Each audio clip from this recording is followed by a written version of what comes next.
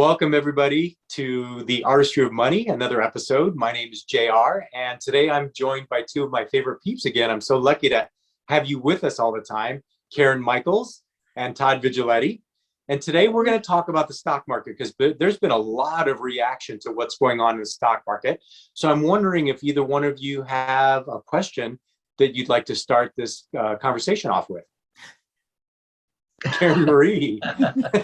Well, I didn't know we raised our hands. Yeah, I was inspired too, since my child's today. I just want to take my money out and run. The $5 that I have in there, I just want to run because it's like, why is that happening? Stop it. So I'm glad you asked the question. I mean, I think that's really probably the biggest question, the elephant in the room, right? When the stock market goes down, it's scary.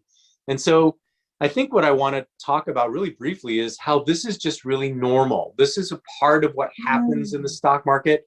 It's sort of like if you want to invest in the stock market, this is how it works.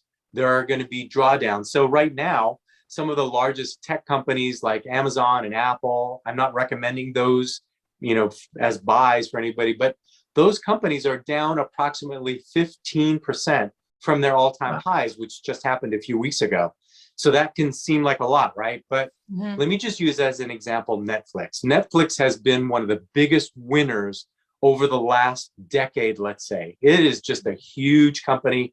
People who have owned Netflix over the last 10 years have, let's say, gone more than 100 times their money over the last 10 years. Wow. So it's been a huge winner. However, over the last 10 years also, Netflix has gone down at least 50%, 9 times.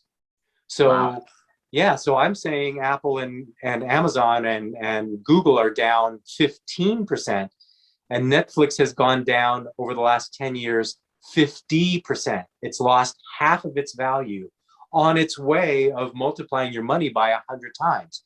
So the reason I use this as an example is to illustrate that this is the way that it works. This is the way the stock market works.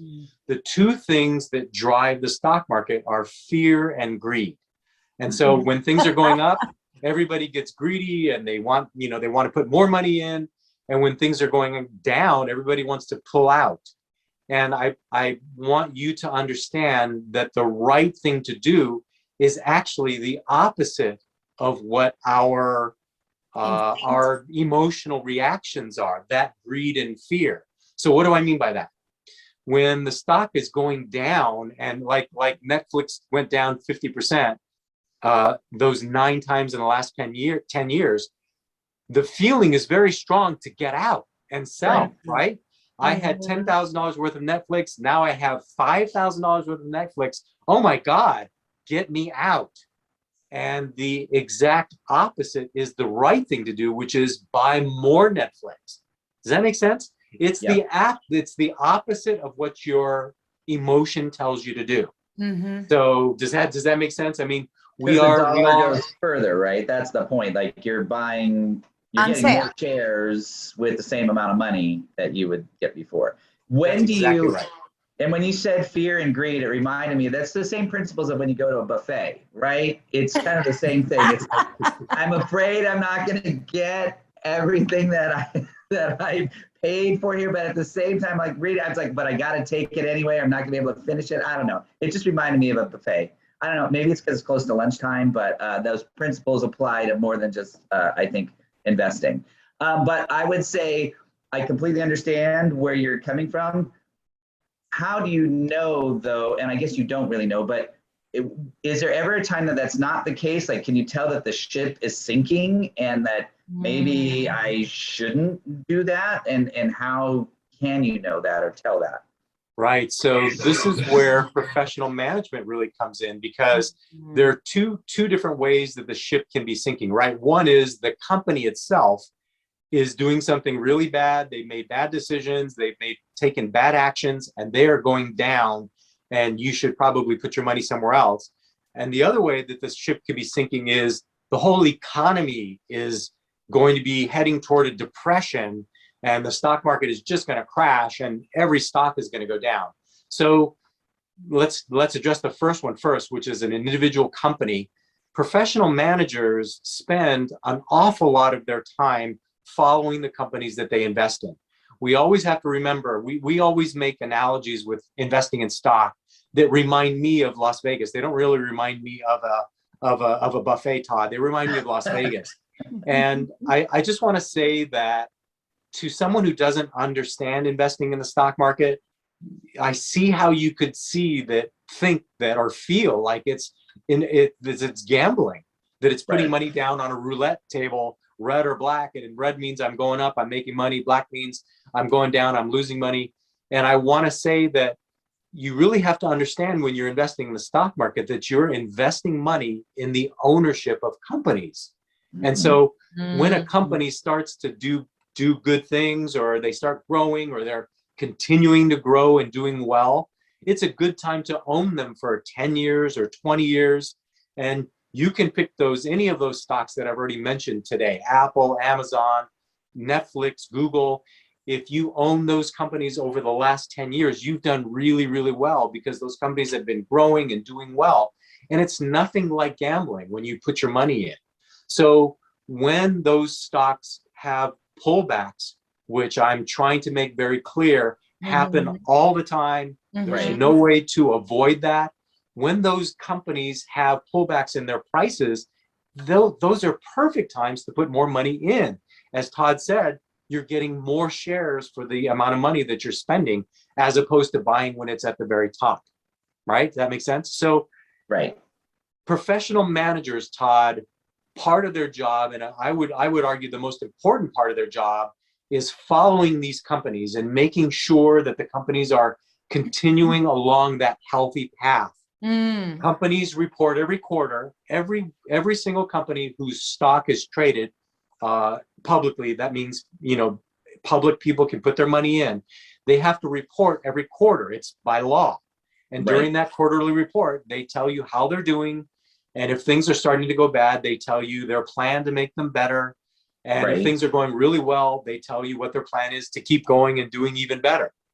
And it's professional managers and analysts, analysts that follow these companies that say, yeah, the company's saying this, but that's not what I see. So I'm recommending we sell this company. Or yes, that company's doing so well and they're actually being conservative. We think they're going to do better than what they're saying. And this is a buy. You need to buy this company right now.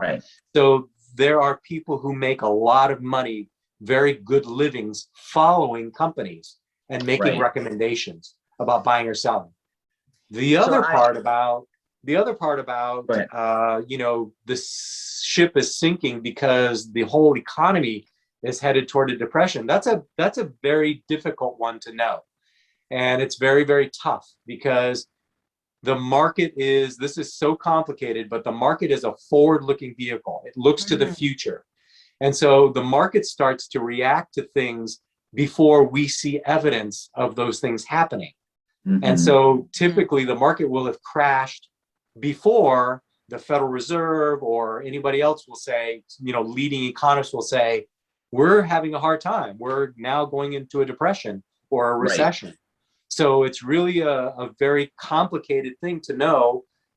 Is the market going down because it's a normal correction?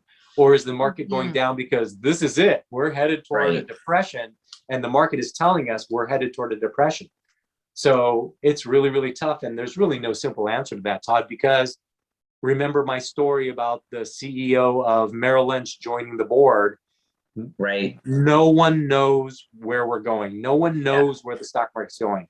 When the market's down 15% as it is now in a lot of these large tech companies, nobody knows if this is the beginning that's leading us to a depression, or this is just a normal correction. It could be 20%, it could be 30%, and then it's going to turn around and shoot right back up, and everybody that's sold is going to kick themselves in the butt. Let me finish this video. We're kind of running out of time now. Let me finish this video with one story. Fidelity is one of the largest custodians of money in the world. And they do surveys all the time of their people. And one of the surveys that they recently did was about, my God, I'm sorry. I just drew a complete blank. They did. I had a good ending, and I got nothing now. You'll remember. What were we talking about? Talking about crashing. Crashing and Meryl, you said. Oh yeah. Okay. So let me start. Let me start again. So restart. All right. So this talking is to get the camera back on me.